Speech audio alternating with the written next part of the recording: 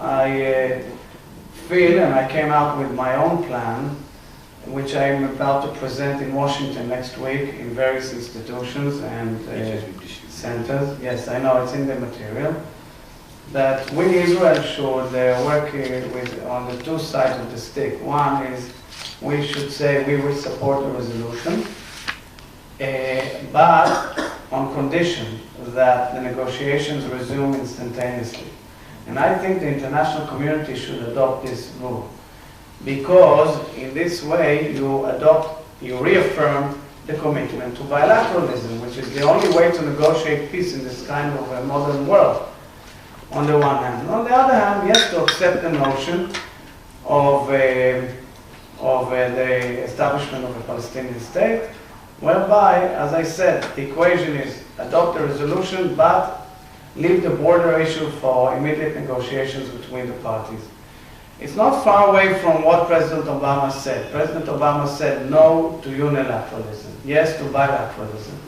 But he also said 67 lines, and he said, I prefer dealing with the borders and security first. Labour has adopted this platform. I guess Chairman Harish has presented to you our recent resolution, which clearly calls for the adoption of the 67 lines, settlement blocks, swap of land, in line with the Clinton parameters of 2000. We should fortify ourselves around that notion of the blocks and should leave all the rest open to negotiations. And clearly, we've outlined a lot of other topics in that resolution, but clearly to move towards bridging the difference, which seems to be unbridgeable at present between Netanyahu's line and Obama's line. In my mind, Obama's line is the key to the capability of moving on towards a bilateral process. So that is the first point. The second point, which I would like to reiterate, is something that you ought to be aware of on the political side of things. I think Professor Meital outlined a lot of issues which pertain to public opinion in our neighboring countries. And he mentioned clearly that within the election process in Egypt, Israel is not going to be on the good side of things, but rather going to be used as the boxing sack of everybody around. That leaves a lot of questions within the Israeli public eye. The Israelis ask themselves today, well, if you would have done a deal, if Israel would have done a deal with Assad and gave up the Golan, would we feel secure in light of the changes that are going to occur in Syria? And of course, they see what happens with the transaction on the gas transfer, and they ask themselves, is peace permanent? And I think this is something we ought to be aware of as politicians, as political parties. We are trying to explain to the Israeli public that there is a partner, that there is a viability for peace, and all of a sudden, of course, we are confronted by dramatic changes which leave a lot of questions within the Israeli public eye. And we have to come with answers to these questions, and I think you need to be aware of it.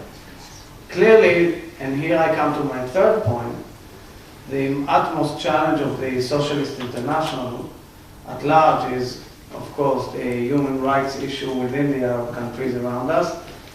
As we speak about Yemen, Syria, and Libya, today's report on Libya and the supply of Viagra by Gaddafi to his soldiers to rape women in Misrata, I think should be not only condemned, but should be understood as one of the most abhorrent phenomena of modern times.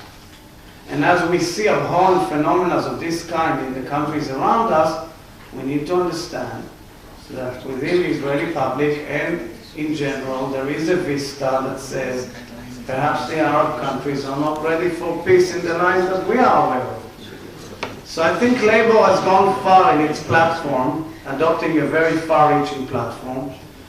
I think that we have to go right now, actually right now, during this time of upheaval in the region, and come forward with a plan, an Israeli plan, which should be bold, far-reaching, and a real, true game changer.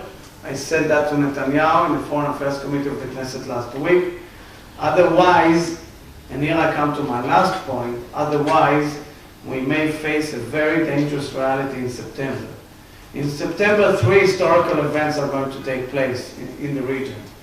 Election for Egyptian presidency, election for the chairmanship of Labour Party in Israel, and of course, the UN resolution, which I heard today that Sam Barakat said he was told by the Americans that the US will veto this resolution in the Security Council, of course not in the General Assembly.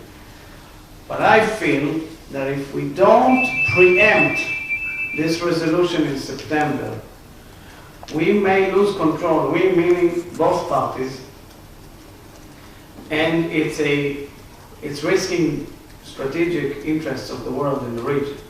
Because the Palestinian youth and the Palestinian youngsters may lose control, may unleash energies that they saw with their brothers and sisters in Egypt or elsewhere and want to copy them.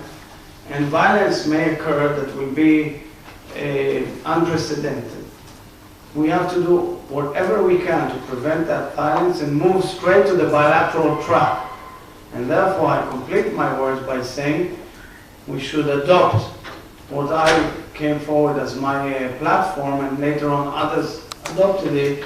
We should adopt a UN resolution, provided the international community pushes the Palestinians straight into resuming direct negotiations and talks with the Israelis on the issue of border and security, in line with what President Obama has outlined in his speech. Thank you very much, and I hope you have a successful stay today and tomorrow in our region.